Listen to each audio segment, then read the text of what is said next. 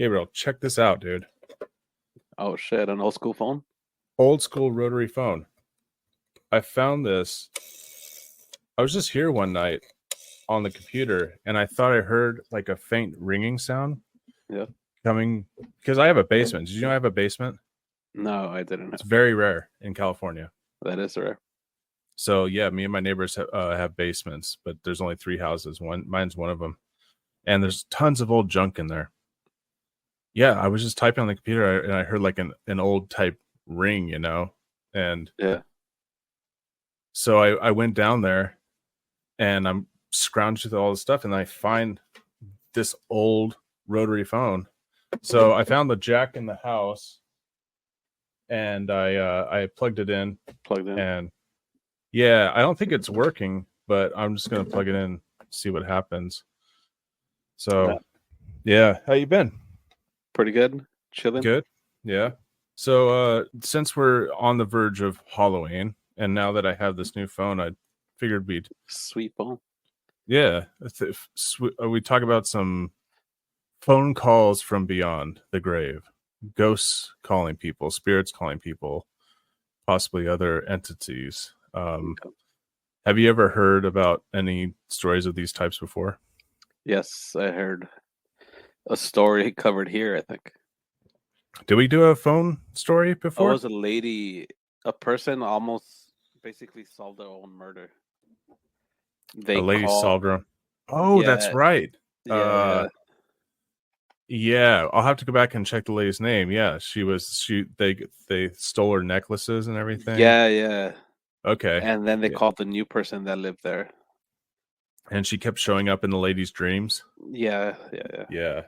So she had that was creepy. She gotta call her.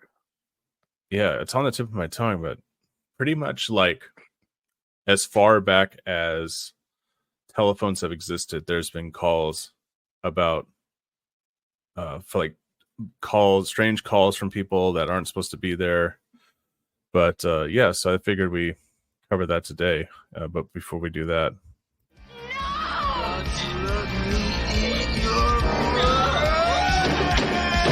children of the night, kill you! I've just seen death. Do you know what the most frightening thing in the world is?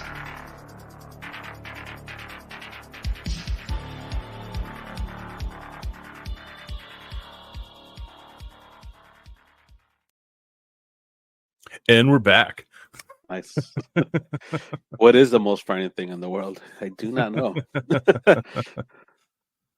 Yeah, I have to think about that. It's probably being murdered. I think that's what it might be, but yeah. I guess it depends. Yeah. Let us know in the comments. Hey, see what I did? It really depends, dude. It really depends, yeah. I have this irrational fear of having a heart attack while I'm taking a shit. You ever get that? No, but the good part is that you won't be there for the cleanup. You know what I mean? Like, that's true. It's like not. I mean, it is embarrassing, but fuck, at least you're not here. It's embarrassing. You wouldn't be there to get embarrassed. I was watching Papa Meat, who's I don't know if you've seen. He's like a cartoonist on YouTube. He's huge. Okay. But he had an episode about people that had died on the toilet, and one guy was taking a shit, and he started having a heart attack, and he passed out and fell in the toilet bowl and drowned inside the toilet water. Oh no. Dude. Yeah, I started looking into these strange phone calls because I've heard from them from time to time, and they're always pretty interesting. I ended up reading a book that's out of print now called Phone Calls from the Dead. And I'll put a little picture up. I forget when it was discontinued, but yeah, it's expensive now. I found the PDF of all the text and read it.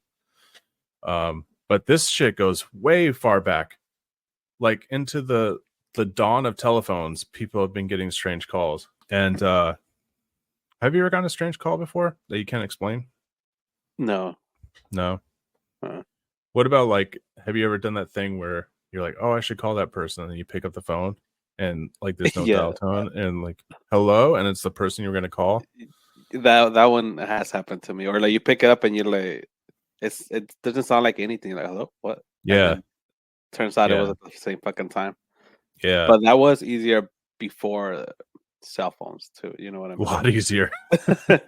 Now, if a ghost is calling me, I'm like, scam likely. Fuck this.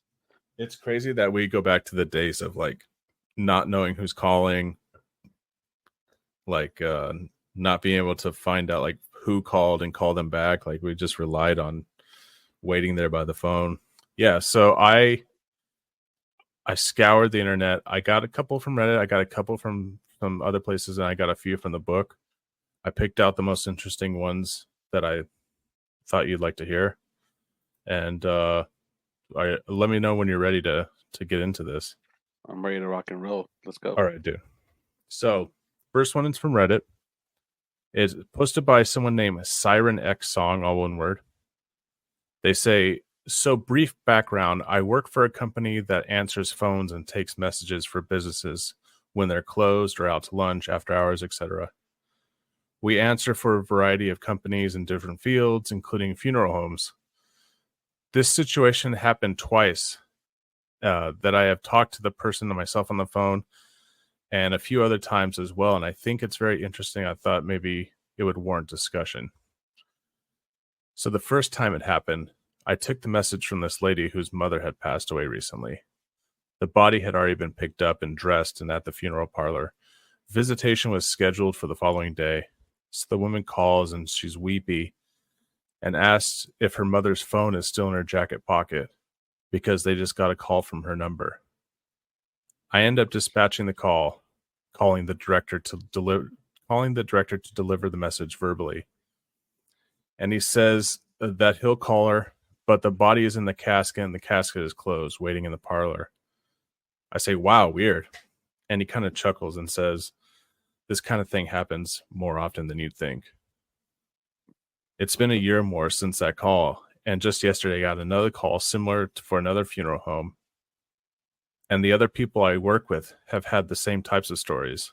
Interesting and creepy at the same time. Yeah. There's a funeral home right down the street. It always creeps me the fuck out. It's like I'm always like expecting someone like to like looking walk out. Like, yeah. Oh, fuck I it. don't- Or somebody Oh. seen and then like, you saw who? They've been dead for 20 years.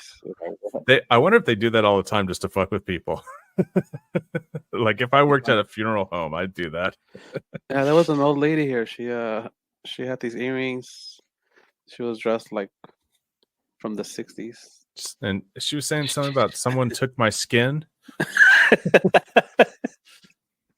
Really weird, but anyways.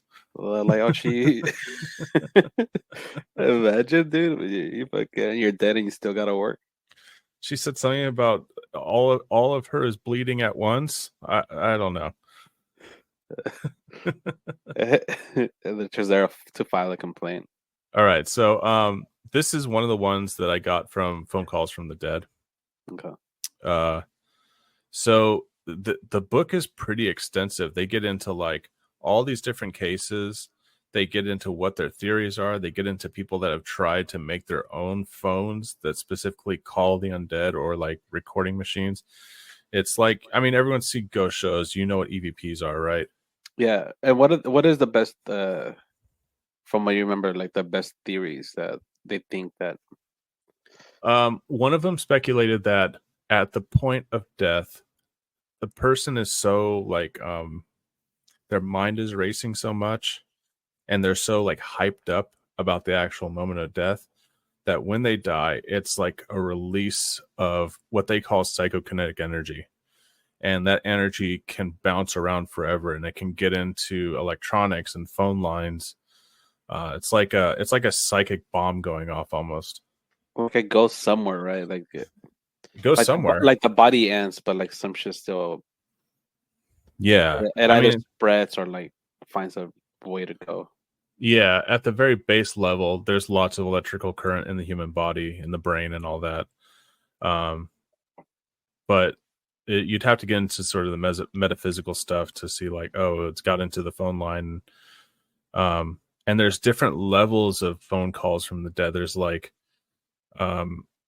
there a lot of them are just like short and staticky, and no one answers, and it keeps happening, and it's from the person's phone over and over again that have already passed. Sometimes there's people talking. Sometimes it's someone else talking. Sometimes they connect with people that they don't even know, and somehow they find out they're connected. Yeah. I mean, the stories go on and on. So Okay. this is from the book Phone Calls from the Dead. The following anniversary case was reported in the September 1953 issue of Fate magazine by Mrs. Mary Cahill of New York, who tells about receiving a phone call on Mother's Day from her daughter Peggy. Peggy had died 6 months before at the age of 12. Fuck. Like the call, someone they reference another call earlier in the book. Like the call Patricia Adams told us about, this one too was seemingly placed by a long distance operator. And she, Mary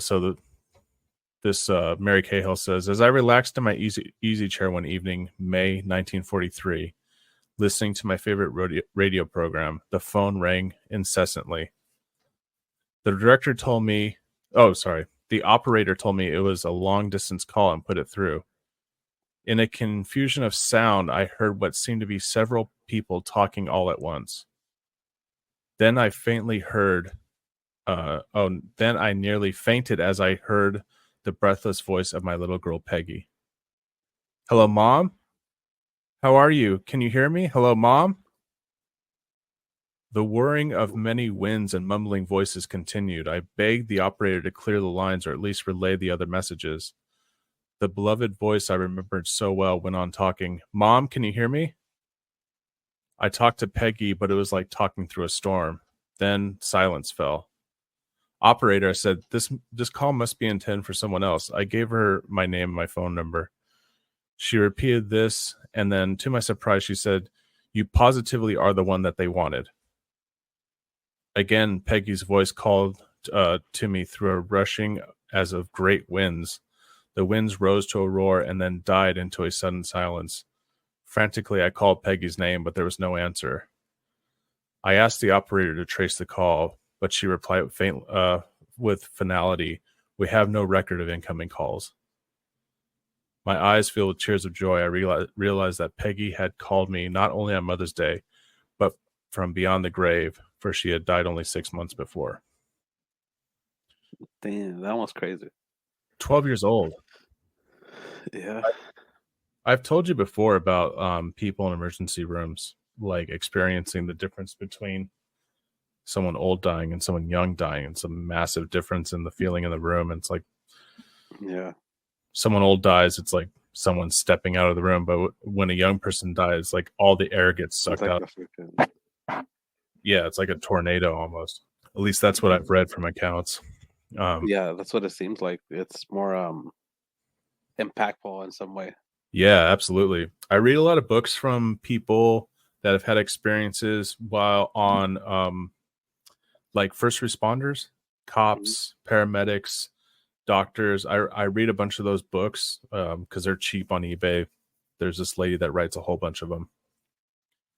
But that seems to be an ongoing thing, is like this massive blast of energy from a young person dying. Yeah, that man, 12 years old. I just fucking. And I wonder how too. Like Yeah.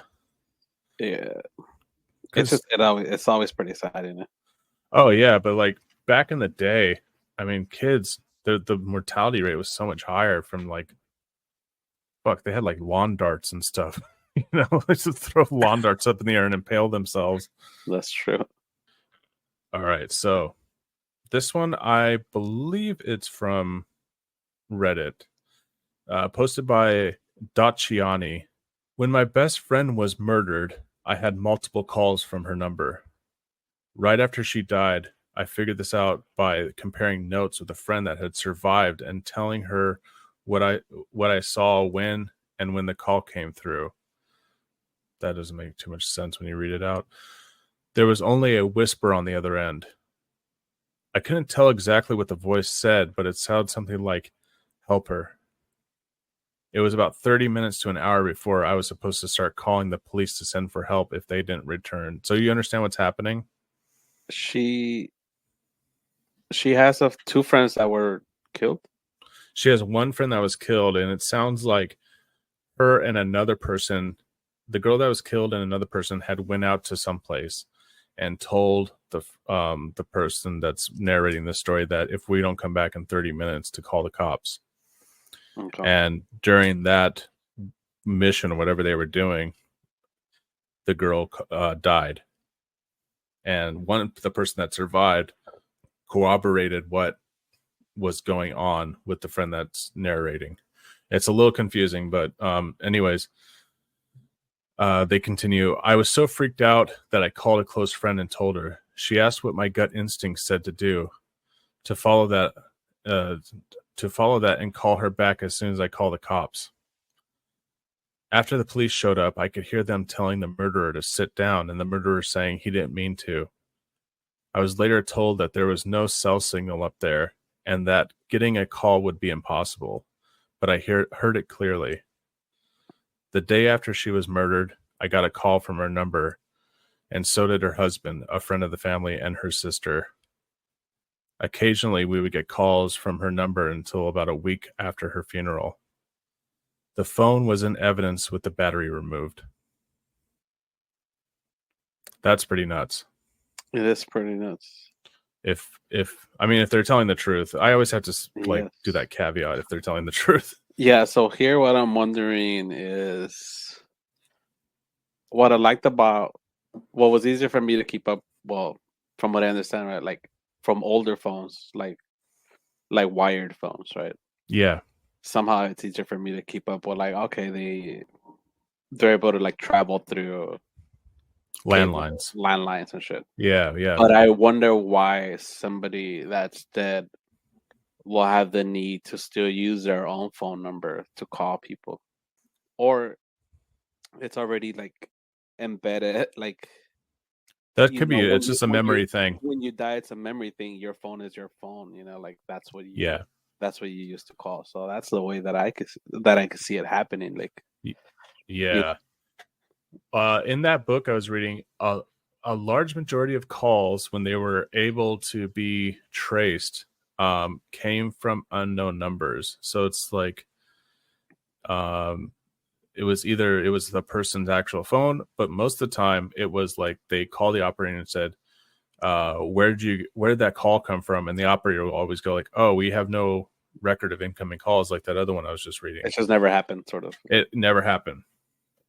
So there are skeptics who say the phone call never happened. It's the person is going through grief, and they all imagined it. But, and that's why it's so easy to like discount somebody. Like they're just fucking. They're losing it a little bit, Yeah. So these stories kind of get buried, maybe here and there. Like the phone's ringing. Oh shit. Hold on. Hello? Guess who, dipshit? Who is this?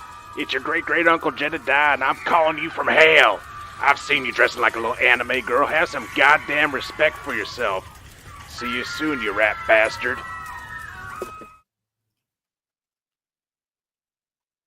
What was that? That was strange. Hold on. Also, stop eating so much fucking cake. Trump 2024. Woo!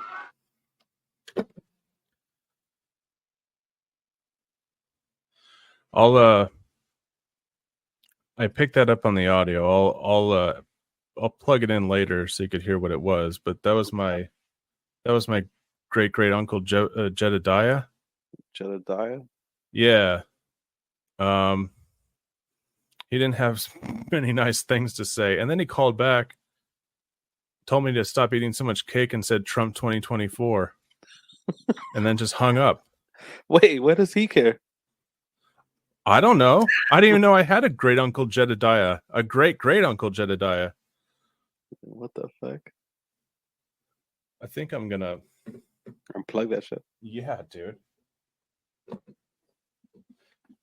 I think the phone's got to go back in the basement. Just bury it. Anyways, where were we? Oh yeah. So skeptics saying that maybe it's just like The the people. person's grieving, but sometimes the calls come through years after the fact and the person's not going through the grieving process anymore. This is the strange thing. There are some calls that come from people that aren't even dead yet. Now, it doesn't make sense when I say that because you say like, oh, well, the person's alive. Yeah. They're calling you. Yeah. But it's different. Check this out. Okay. On rare occasions, a mystery phone call will be prompted by an unconscious intent or preoccupation. One such call was reported in December 1973 issue of Fate magazine by Robert Farrar of Napa, California. The events leading up to it had taken place during World War II when Farrar had been attached to a Marine artillery unit in the Pacific Theater. In June 1944, his unit landed on Saipan and Tinian to wrestle the islands from the Japanese troops. During the ensuing battle, an artillery shell landed at the foot of Farrar's foxhole and exploded.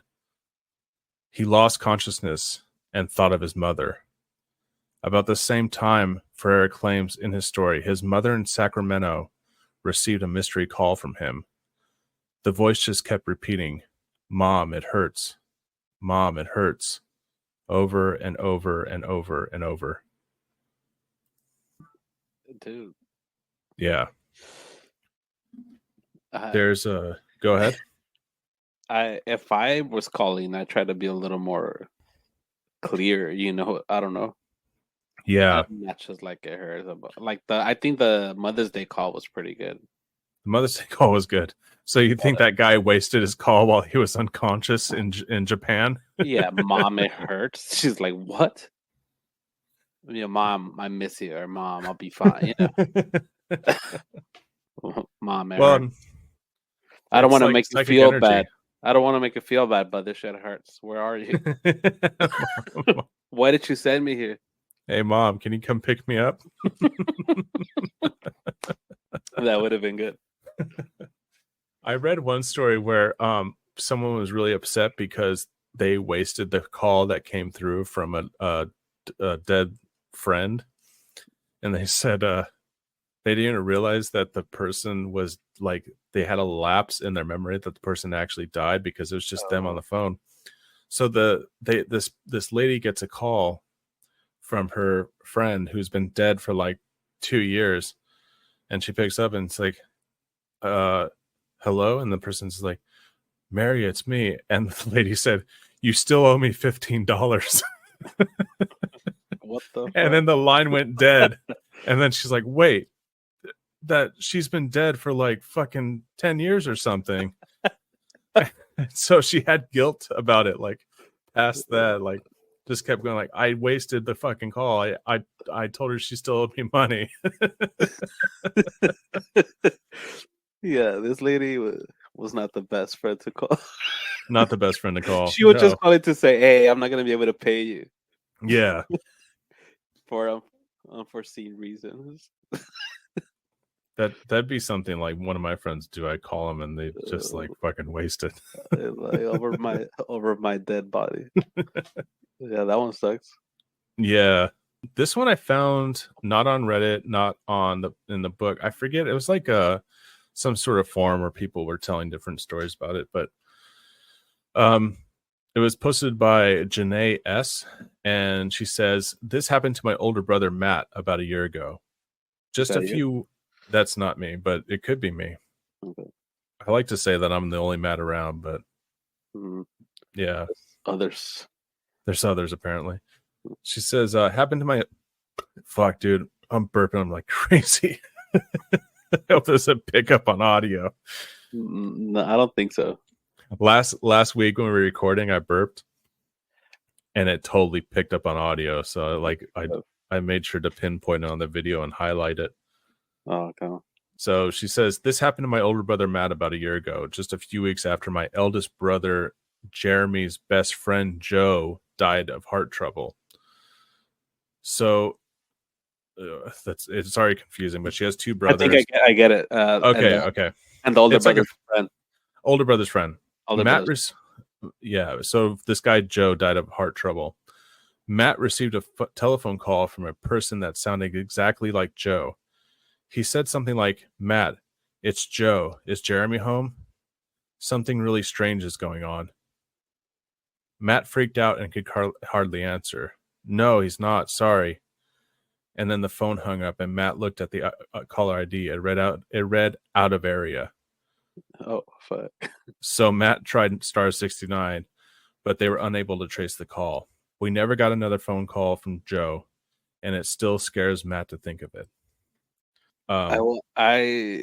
Fuck, dude. I would want to know more what the fuck Joe was thinking. Like, what he would Yeah. describe, if he could describe it in any way. The way I pictured it when I was reading that is that Joe is in the same town he's in, but there's no one around. It's like dark. It's only him walking around, and he gets to a telephone, and that's the only number he knows, and he's in like some purgatory. You know what I mean? Yeah. Like Bill and Ted's Bogus Journey. Ted, we're dead, dude. Okay. I think I've seen that. Yeah. Dude, Now you're getting me. But purgatory sounds bad. Limbo. Yeah, that's not good. Limbo. Same thing. Yeah. Is purgatory bad? I just think it's a weird place to be, Yeah. I guess it depends on what religion you are. I picture purgatory being exactly the same as my reality right now. But what about the people? With no people? No, there's people too. They still, it's like purgatory for me is rush traffic on the way home, sitting in traffic. And sometimes I feel like I'm already dead and I'm just living the same day over and over again. I see. Yeah, I guess that's a little better than what I was imagining. I was imagining like the upside down of Stranger Things. Like, where the fuck Yeah. are you? I don't know. Yeah, that's what I pictured Joe seeing. That's what I pictured. Yeah, that's probably why I pictured it, because of Stranger Things. Goddamn pulp culture infesting my brain. This is the next one, also from that same forum. It was titled "Intercepted Call." I just found out that one of my phone calls the other day was a dead lady calling me. I was at my mom's house and I was calling a friend who lived nearby. She was at her cousin's house. I don't know why all these people get so fucking confusing with their families. Yeah, they like to add. You know what I mean? Yeah, I guess maybe it's fun for them, but like I didn't need to know that. Yeah, it was a the friend's brother. cousin's Yeah, family. Yeah. Keep it simple. Yeah. So I looked up the number in the phone book. It was only listed. It was the only Owens in the phone book. So I knew it was my friend's cousin's number. I called it and it didn't even ring, but an old lady answered. She said, "Hello." I asked, "Is Amelia there?" Amelia is my friend Jessica's cousin. I had to make sure that's in the story. Okay. The old lady said, "No, dear, Amelia isn't here, sweetie. I should be expecting her any minute now." So I thought nothing of it and hung up. I thought they left for a bit. I knew Amelia lived with her mom at her grandparents' house. What I didn't know is what I found out when I talked to Jessica. I told Jessica about it and she said, "Amelia's grandma is dead, and we were there all day long. We were sitting right by the phone and it never rang." Posted by Crystal S. Did you like my old lady voice? Yeah, that was pretty good. I imagine man. white hair, make some pearls. I tried to channel my grandma. My grandma's name was Amelia, so. Oh shit, really? Yeah. I tried to. She would talk like this. And she also haunts this house, by the way. But that's a story for another day. Is that her phone right there? I'm assuming it. Well, there's numbers on the outside. It looks like it matches. It says fire and police, and there's something in the middle that's scrubbed out. Interesting. Should I call you if something happens? Yeah. Matt, You- it hurts. You just like You were You- Matt, twisted your ankle. you were right all along. Confused you. Whoa. You have to do exactly what you're thinking, but the opposite of what you think. I just sit there going, what? You owe me $15. You owe me 15 bucks. So we're gonna end this show with a little bit of a story, but it needs we're gonna end with some audio, but it needs a little backstory first. Okay. So I'm gonna pull up a photo here. I'm gonna tell you about Konstantin Radove. Konstantin Radove was a Latvian writer and parapsychologist. He worked extensively in the field of EVP, or electronic voice phenomenon. At the time, he called it electronic voice projection. So the picture you're seeing here is Konstantin. Over his life, Konstantin had upwards of 72,000 spirit recordings, including what he claimed to be the captured voices of Hitler, Stalin, and Winston Churchill. And he did this by setting up a reel-to-reel recording machine in his home, and he would sit there and ask questions and wait and then go on to the next question. Then when he was done, he'd play back the tapes and try to see if there's any unusual voices or sounds. Oh, he himself wouldn't hear it, but the recorder is supposed to pick up. That's the whole thing Yeah. about EVPs. It picks up like a the level you don't hear. Yeah. He is one of the earliest pioneers of paranormal research, with as far as sound research and EVPs go. He's like one of the godfathers of a few different people. I'm not going to play Radove's records because he actually has records you could buy. They're out of print, but you can buy, like, he has records of recordings that he's done. But we have something a little bit different. So Radove died from a heart attack in 1974. And 20 years later, a few phone calls came into the homes of fellow paranormal researchers, Sarah Estep and George Meeks. Sarah Estep is another one of those people that's like on the Mount Rushmore of paranormal research. I'm going to pull this up here, and then I'm going to share this tab. And this is about 5 minutes, but it's worth it. I think it's pretty creepy. On the first part of this tape, you will have the opportunity to compare the telephone voice of Konstantin Radove, early Latvian taped voice experimenter who died in 1974. These calls were made to 3 EVP experimenters in the United States. So I'm just going to pause there. The woman you're hearing talking is Sarah Estep. Okay. The first segment, lasting 40 seconds, came through my telephone at approximately 10:45 a.m. on January 27, 1994. My telephone rang normally. I was sitting at the desk in my office working. When I picked up the receiver, a clear male voice said, "This is Konstantin Radove." I quickly pushed the record button of my Sano tape recorder that is connected to my telephone and asked, "How are you, Dr. Radove?" This explains his first remark as my tape recorder began recording.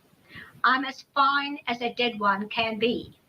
You will notice there is no dial sound as he ends his contact, which you normally hear under usual phone call conditions. Others who have received phone calls from the other side have also remarked on the absence of dial tones.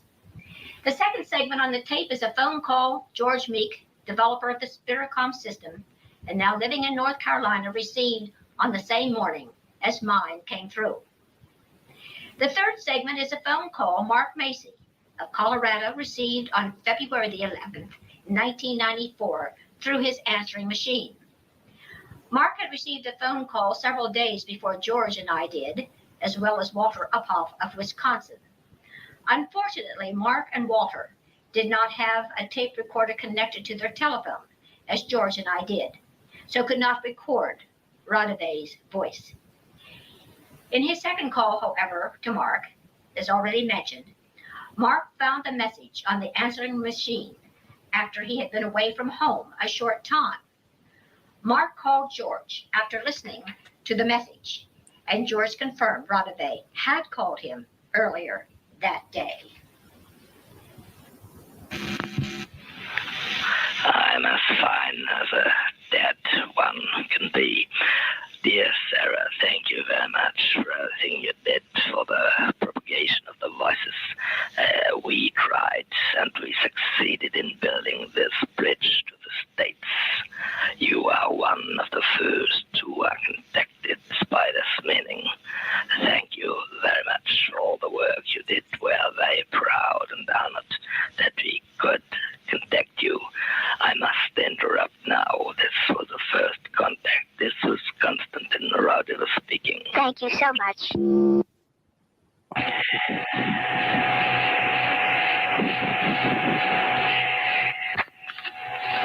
Good morning, this is George Meek. This is Constantine Raudiva. George, my friend, at last we succeeded in contacting you. Jeanette is beside me, and she wants to give you all her love. This is Constantine Raudiva. This is the first contact you get from us. I suppose that you can hear me. I can hear you very well, very plainly. Fine, so this is the beginning of a new story, a new chapter, George. You are a very good friend of ours, even if we haven't met. We will continue this. This is the first bridge we succeeded to build to the States. Mark was contacted, and I must interrupt now.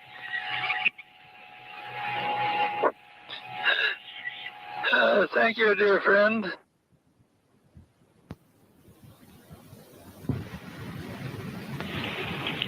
This is Constantine Raudiva speaking. We just tried to contact George Meek. We succeeded, but he didn't get what we wanted to tell him. We were talking to him that we tried to make a mediumistic contact to Dean Peterson, and he wanted to register by other means, electric means.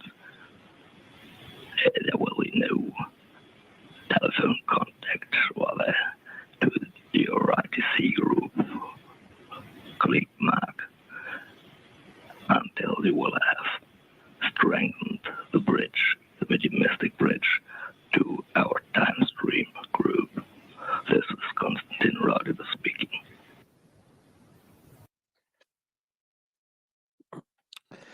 So the last one was 20 years later. They were all 20 years later. Those were they all in were. 1994, all Oh, within they a few were. days of each other. Oh, they were all from 94. Fuck. Yeah. I thought he called See. a couple people like before, and then the last one was from 94. No, they were all 94 within like 2 or 3 days of each other. And the two first calls came through at the exact same time, a few states apart, according to them. According to them. And also, Constantine needs a fucking lozenge. Dude, that fool. I want to hear how he talks like normally. Yeah. He's all I probably should have found a recording. If I can find a recording, I'll drop a little clip in. Goniometer Voices. This recording method was developed by Theodore Rudolph, an electrical engineer specializing in high frequencies. He has himself recorded the following examples. I'll pause it here and I'll drop a little clip of Constantine actually talking to see if it compares. Because if I call you, I'm gonna be like, hey, I'll just call you. Hello, my dear friend Matthew. I've been trying. The last call. Okay, so he calls the guy. He knew it was an answering machine. Yeah, he's like, I guess I couldn't get you. I heard your funny voice message about pretending to be there and then saying, no, I'm not here. He listened to the whole thing. And I fell for that. George is not home, or was it? Believe it or not, George isn't at home. Please leave a message at the beep. That fucking sucks. So leave a message after the beep. Yeah. I heard your stupid message. I fell for your message. I thought you were home, but you weren't actually home, and I'm really upset now. This is Yeah. Konstantin Radov signing off. For real, that was signed off every time. It's very formal about it. Super formal. Hello, my dear friend. Yeah. And then he's congratulating fools on making contact. Yeah, the first. They didn't have to do anything. He was into this shit for sure. Yeah, well, all these people were. Which, if you're skeptical, you say like, oh, well, obviously they know how to set it up. They can get someone to voice act. And the good thing about that book is it also, at the end of the book, the phone calls from the dead, it offers skeptical sides of it from people saying, well, this could be this, and they're not accounting for this thing. So I like that. Yeah, skeptical is always good. And yeah, gotta be. But until you're in the situation, then you change your tune maybe. But still keep an open mind about it. Good to keep an open mind. Yeah. Why not? Why not? I thought that was a good way to end it. I'm unsure about that. I don't know why a ghost keeps breathing so heavily. Yeah, he has breathing problems for sure. Like, why would a ghost need to breathe? But it'd be crazy. But what if what if it's just a habit? Yeah, some people have pretty breathy talk. Yeah, not only that, it's because we still don't know 100% what happens like right after when you die, right? Like your brain might just like continue functioning the same way, or like the wavelength or whatever electrical shit. Because I don't know if you ever like pay attention when you're watching a movie or whatever, and they gotta dive and they're like, okay, I'm gonna hold my breath, and then they go down. Yeah. And then the next thing you know, you're kind of like holding your breath to. Oh yeah, I do that too. To match them up, or like whatever. You're like, wait, where the fuck was I holding my breath? Also, sometimes I'll be watching like friends eat, and I don't have anything in front of me, and they'll take a big bite, and I'll do this. And I noticed that my cat does the same thing. I seen cats do that. I haven't seen humans do that. Oh yeah, dude, I'm primal with it. I'll watch a friend eat some pancakes, and every time they go for a bite, I'm like, yeah, that's a good one. And then I'm upset that I don't have any pancakes in my mouth. You got the wrong point of view on that one. Yeah. Anyways, that was the show. Yeah, fun, dude. I'm gonna start talking like Konstantin Radov all the time now. They like couldn't help but notice you screening your calls. I don't appreciate you forwarding me to the voicemail. It took me a long time to call in heaven. I saw you last night, you sick fuck. That's a goddamn, it's Jedediah all over again. Gabriel signing off. Oh my god. This is Gabriel. Jebediah. This is Jebediah signing off. Over and out. Hey, if anyone's had any experiences like that, any weird phone calls for anyone in their family, leave a comment. Drop me it could be your cousin's friend's best friend's daughter. It could be your cousin's family's dog's friend. Yeah. Make it as complicated as you can for me, please. I'm not dumb enough already when I'm trying to read these. I can barely get through a goddamn sentence without stumbling over my words. So yeah. I feel like I'm reading a script from fucking Dawson's Creek with all these families and friends. Damn. Anyways, I hope everyone enjoyed the show. I think the next show will be Cody Von Secca. I'm going to have him talk about some of his favorite horror collectibles. And then he's going to talk about a couple of ghost stories that he has or from his family. Oh, yeah, the ghost stories. Yeah, so that'll be good.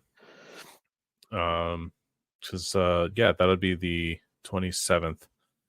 And, yeah. So, tune in next time Follow all the shows on Gangline Assembly. Follow me on Instagram, Macabrecast Show. This is Konstantin Radove. I'm gonna have it in my head all day, dude. Signing off. Signing off. I'm going to go eat some nachos now.